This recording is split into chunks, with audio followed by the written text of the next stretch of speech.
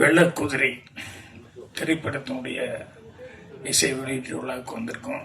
மரியாதைக்குரிய பத்திரிகையாளர் நண்பர்கள் மற்றும் அனைத்து டிவி நண்பர்கள் மற்றும் முன்னாள் உட்கார்ந்திருக்க சிறப்பு அழைப்பாளர்கள் எல்லாத்துக்கும் என்னுடைய பணிவான வணக்கம் தெரிவிச்சுக்கிறேன். அதே மாதிரி மேடையில் கூடிய என்னுடைய மரியாதைக்குரிய சகபாடிகள் எல்லாத்துக்கும் என்னுடைய அவங்களுக்கு என்னுடைய வணக்கத்தை தெரிவிச்சுக்கிறேன்.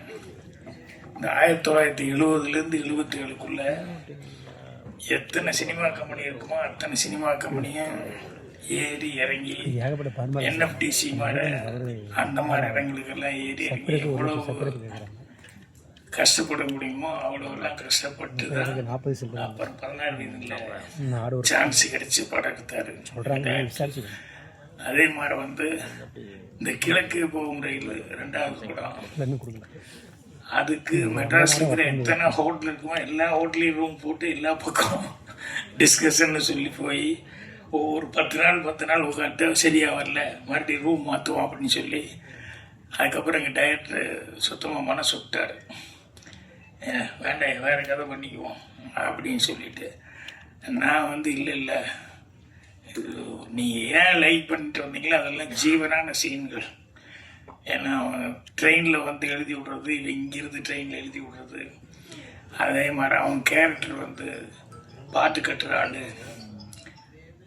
அவன் அந்த பாஞ்சாலி, இந்த கேரக்டருக்கெல்லாம் அவ்வளோ உங்களுக்கு பிடிச்சிருந்தா அந்த கதையை நீ செலக்ட் பண்ணீங்க, அதனால இதை விட்டுற வேண்டாம், எப்படியா போராடி செகண்ட் ஹாஃப் அது சரியாக வந்துடும் அப்படின்னு ரொம்ப நம்பிக்கையோடு போராடி அப்புறம் கடைசியில் செகண்ட் ஹாஃப் கரெக்டாக அந்த படம் எல்லாருமே புதுசு.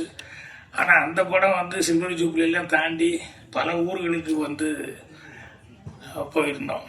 எதுக்குன்னா இதெல்லாம் நம்ம ஹரிஷ் ஓரி இவருடைய கஷ்டங்கள், அவர் என்னென்னலாம் 13 வருஷமாக இந்த கூத்துப்பற்றையில் மட்டுமே ஒரு முயற்சி பண்ணிக்கிட்டு இருந்து நடிக்கிறது ஒன்றுக்காகவே ஊர்லேருந்து என்னென்ன சிரமப்படணுமோ அத்தனை சிரமம் பட்டு இன்னைக்கு இந்த வெள்ளக்குதிரை இந்த படத்து மூலமாக எல்லாத்துக்கும் தெரியல வந்திருக்கு. அவரை பற்றி நம்ம விதார்த்து பேசும்போது ரொம்ப அழகாக பேசிட்டு இருந்தார். அட்ரஸும் கொடுத்துட்டு போயிருக்கல, அவருடைய வீட்டு அட்ரஸ் கொடுத்துருந்தா புதுசாக அசிஸ்டன்ட் எடுத்து வர்றவங்களாம் இந்த சான்ஸ் தேடி வர்றவங்க மெல்ல அவருடைய வீட்டுக்கு போய் ஒரு ப்ரெசன்ஸ் போட்டு ஒரு குட் மார்னிங் சொல்லிட்டு போவாங்க, சீக்கிரமே சான்ஸ் கிடைக்கும். ஆனால் சில பேருக்கு அந்த ராசி உண்டு அந்த மாதிரி. அப்புறம் இன்னொன்று